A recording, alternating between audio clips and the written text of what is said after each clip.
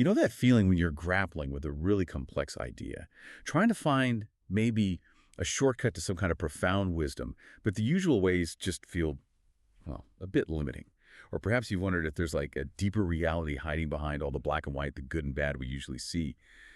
Today, we're diving deep, really deep, into an ancient text that's uh, anything but conventional. It's called the Vimalakirti Nirdesa Sutra. And this isn't just some dusty old scripture. It's this incredibly vibrant philosophical dialogue. It challenges assumptions, opens up totally new ways of thinking about enlightenment and reality itself. And right at the heart of it is this amazing figure, Vimalakirti. He's not a monk. He's a rich layman. But his wisdom, his spiritual power, it's extraordinary. He famously outwits, even enlightens, the Buddha's own top disciples, the most revered ones.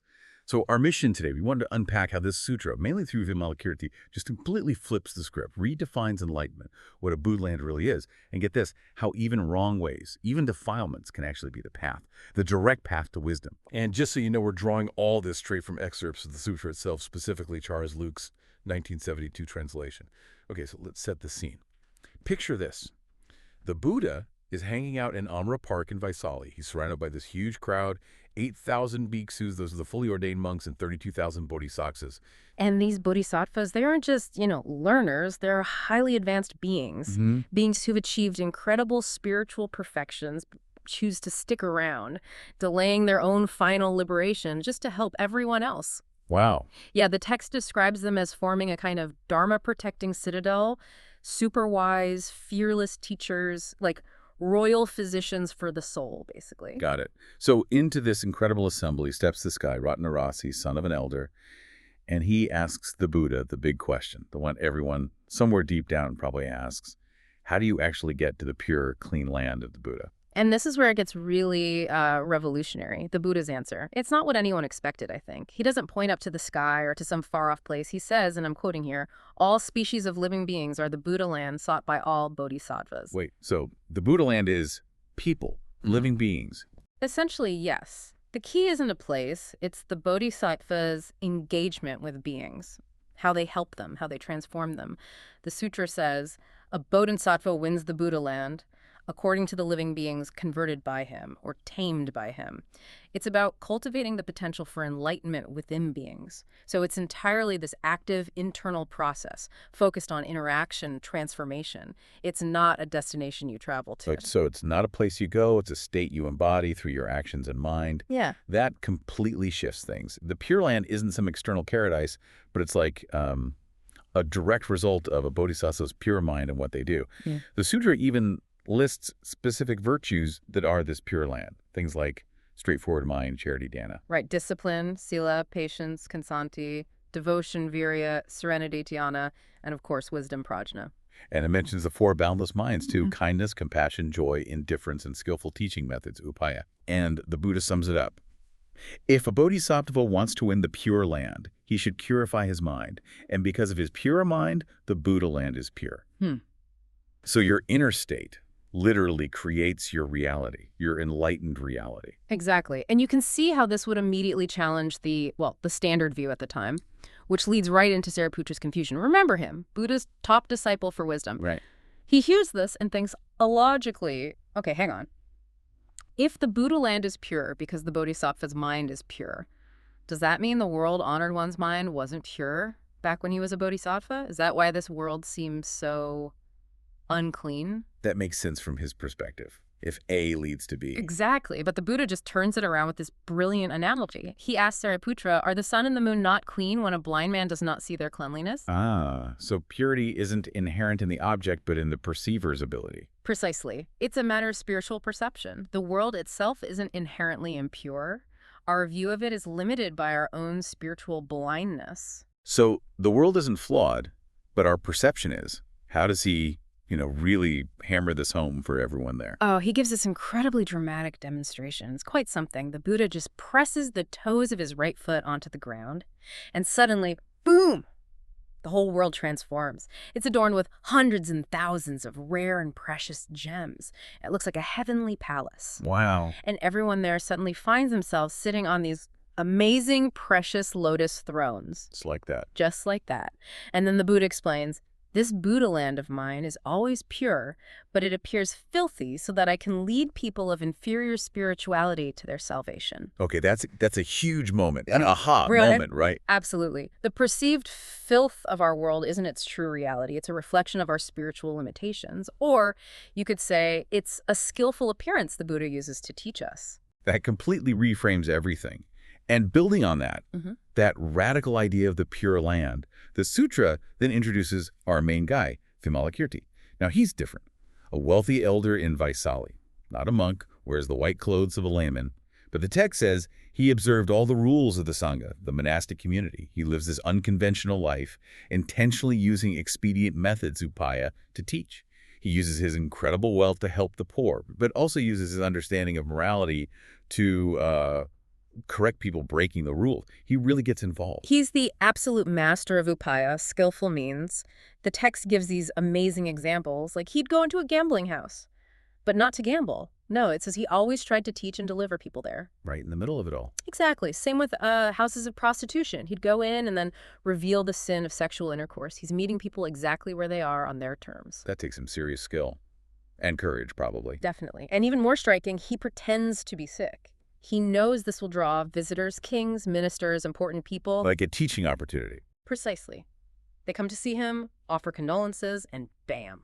He starts teaching them the Dharma, about how the body isn't permanent, urging them to seek the real Buddha body, the Dharmakaya, which he calls the product of boundless merits and wisdom, using his own apparent suffering as a lesson. Now, that sounds like Vimalakirti is walking a pretty fine line, doesn't it? How does the sutra frame this so it's not just, I don't know, manipulative or hypocritical? What stops someone from saying he's just condoning gambling or prostitution by being there?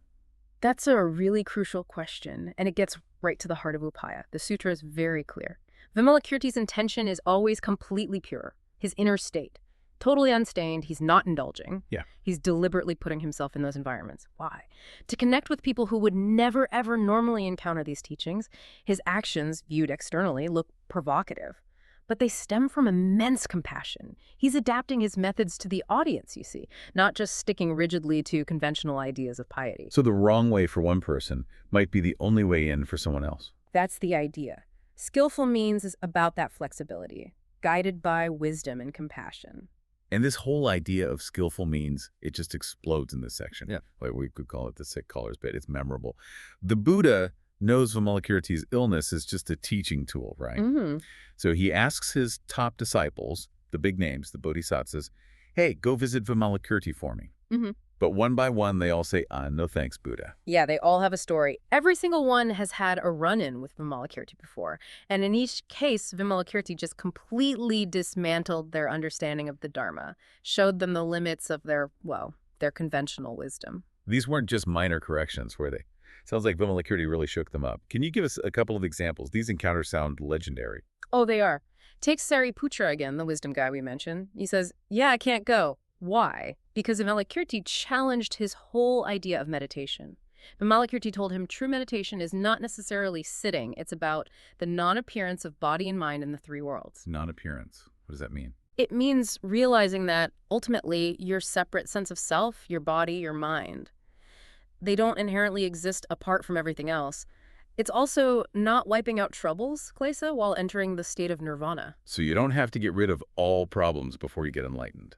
According to Vimalakirti here, no. You enter nirvana with them, understanding their true nature. Sariputra just admits, I was dumbfounded. He had no answer. Wow, okay. And he didn't stop with Sariputra, did he? Mahakasyapa, the great ascetic, he got a lesson too. He certainly did. Mahakasyapa remembers Vimalakirti telling him off for only begging from the poor. That was standard practice, seen as virtuous, letting the poor gain merit. But Vimalakirti pushes for true impartiality. He says, you should beg for food without the ulterior idea of eating it. Without the idea of eating it, how do you do that? It's about non-attachment, recognizing that all things are illusory. They have no fixed self-nature. Even the act of begging, the food, the eater, it's all part of this conventional reality that needs to be seen through. And then there's Ananda, the Buddha's attendant, famous for remembering everything. Ananda went to get some milk because the Buddha had a slight indisposition. Seems reasonable, right? Yeah, helping out. Vimalakirti basically chews him out. He says, stop. The Tathagata's body is as strong as a diamond. What kind of indisposition and trouble does he still have?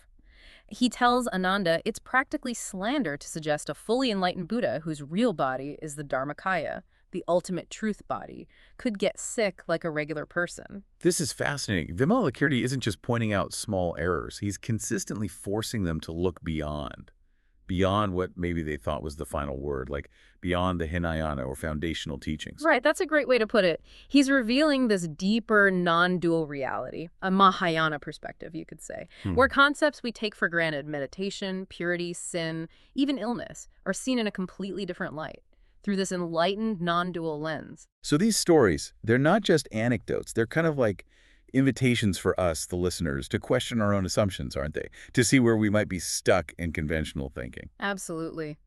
They show how deeply ingrained assumptions can block us from profound truths.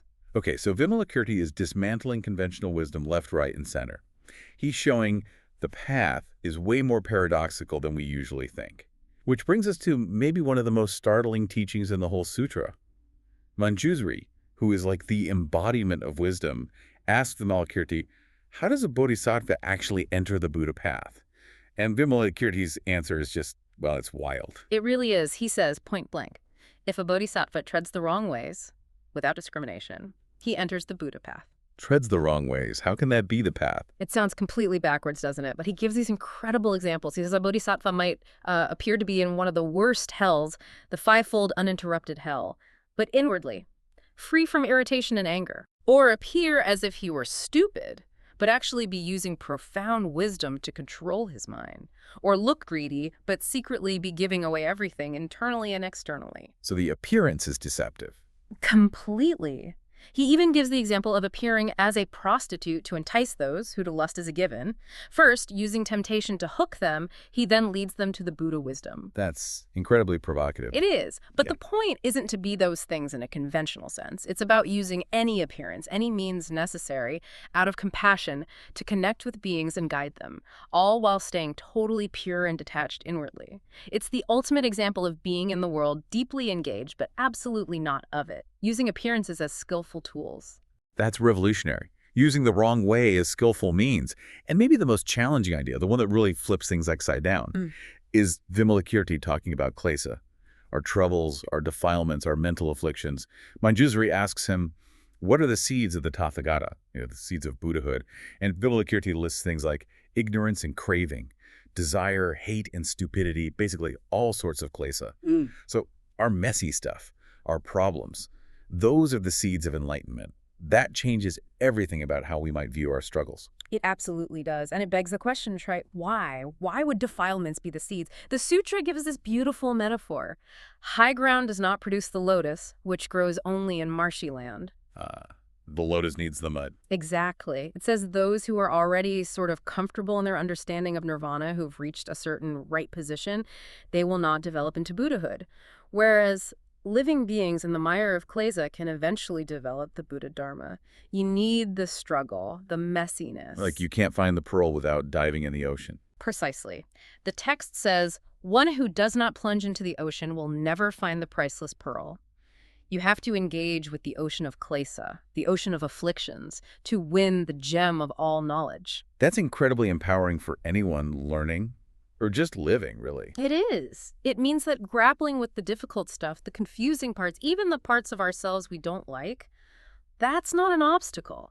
That's potentially where the deepest growth happens. It's not about avoiding the mud, but learning how to grow a lotus in it. Such a powerful shift. And the sutra doesn't just talk about this stuff abstractly, right?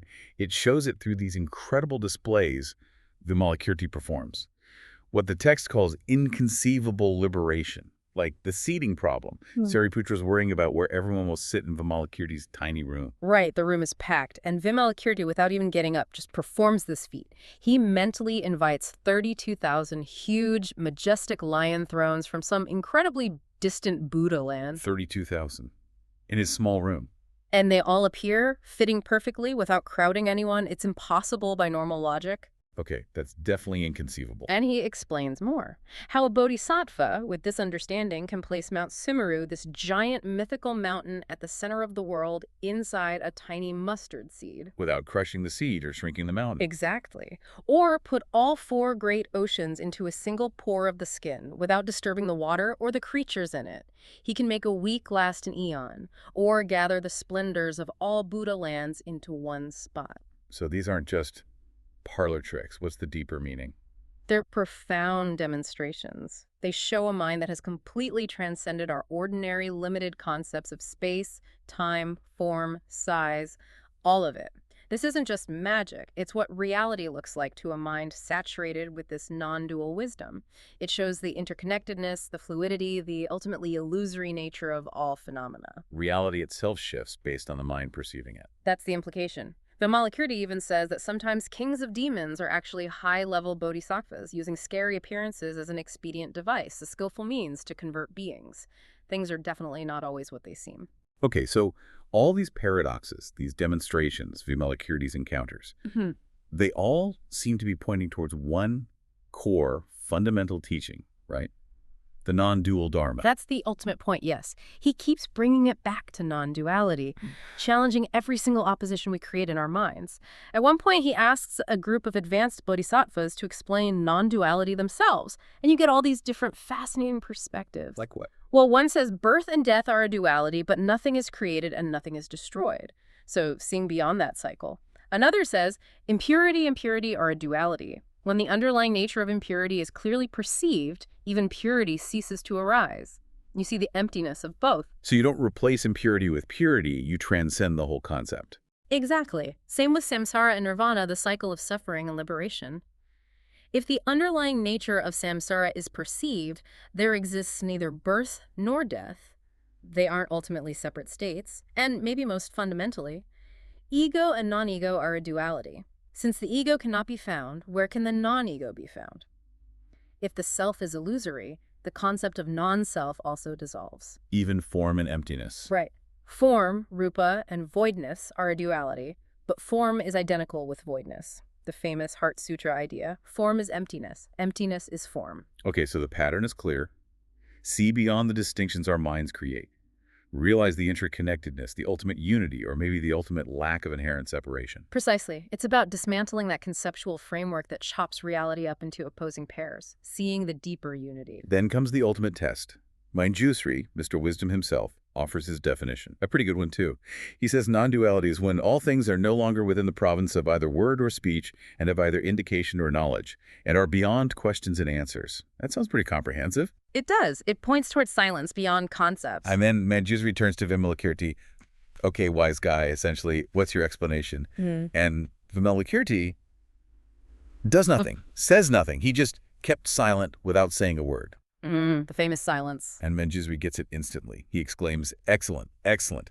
Can there be true initiation into the non-dual Dharma until words and speech are no longer written or spoken? It's such a powerful moment. It answers the question, what's the most profound teaching? It's the teaching that goes beyond language.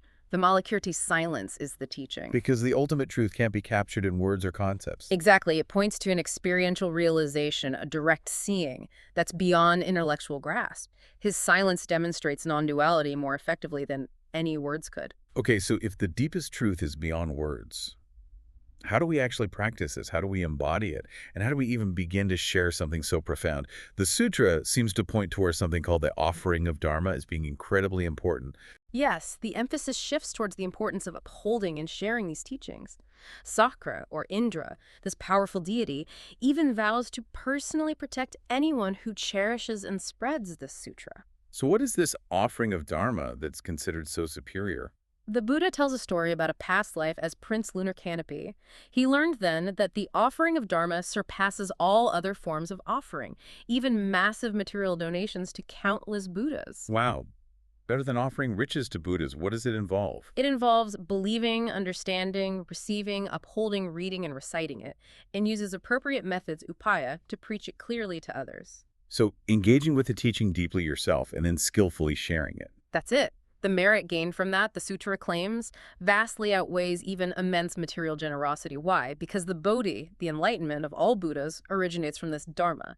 The wisdom itself is the source. So for anyone listening, our own journey of trying to understand these deep ideas, grappling with them, maybe discussing them, that itself is a kind of high spiritual practice, an offering. That's exactly the implication. Your genuine effort to learn, to understand, to cultivate this wisdom, maybe even sharing your insights, that is the offering of Dharma. It's about nurturing the very source of enlightenment for yourself and ultimately for everyone. What a journey. We've really explored a world turned upside down, haven't we? A world where purity is perception, where illness can be a teaching tool, where the wrong path might be the right one, and where silence speaks loudest. The Vimalakirti Nirdesa Sutra gives us this radical, non-dual vision.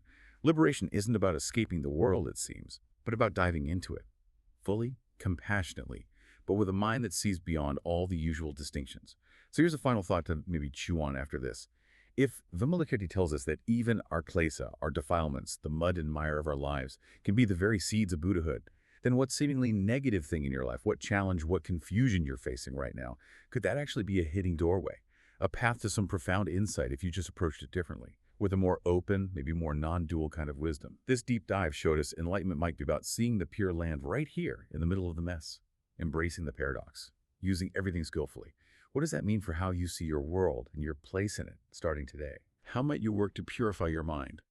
Not to change the world, but to see the purity that Vimalakirti says is already there in your own Buddha land.